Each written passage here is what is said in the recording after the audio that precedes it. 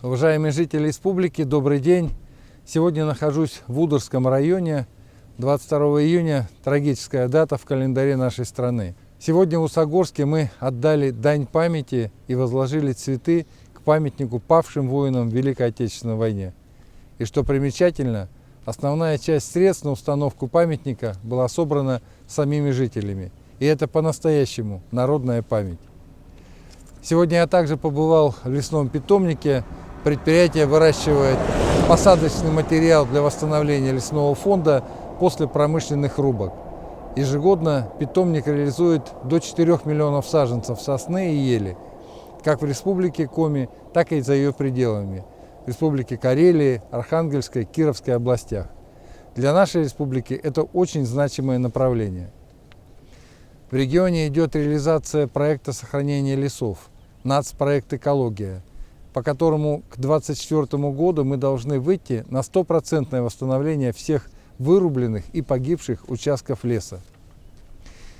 Сегодня я познакомился с производственными мощностями предприятия «Лузалес» в Удорском районе. Компания вносит существенный вклад в обеспечение рабочими местами жителей района. Более 90% сотрудников – это местные жители. «Лузалес» оказывает помощь району. В этом году предприятие в 2 раза увеличило поддержку, выделяемую в рамках соцпартнерства муниципалитету. Средства идут на ремонт дорог, реализацию социально значимых проектов, которые одобряет общественность района. Во всех районах, где я бываю, стараюсь посещать учреждения здравоохранения. Сегодня посмотрел, как обстоят дела в Удорской центральной районной больнице. Здесь в этом году уже проведен ремонт обсервационного, акушерского, инфекционных отделений. Необходимо ремонтировать терапевтическое отделение и пищеблок. Конечно же, мы этим будем заниматься. Президент России Владимир Владимирович Путин учредил 2 новые государственные награды.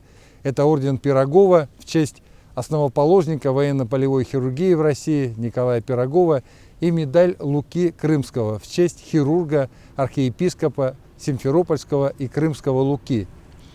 Очень важно, что в числе первых медицинских работников, удостоенных этих государственных наград, 43 наших коллеги, жители Республики Коми.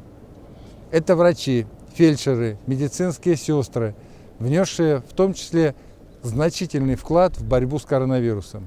20 человек награждены орденом Пирогова, 23 медалью Луки Крымского. Это абсолютно заслуженные награды. В числе награжденных медицинские работники, которые боролись с коронавирусом в Сыктывкаре, в сыктывкарских больницах, а сейчас отправились на помощь к воркутинским врачам. И в завершении несколько цифр и ситуация. Сегодня в республике лабораторно подтверждено 2864 случая заболевания коронавирусом. Прирост за минувшие сутки 59 человек.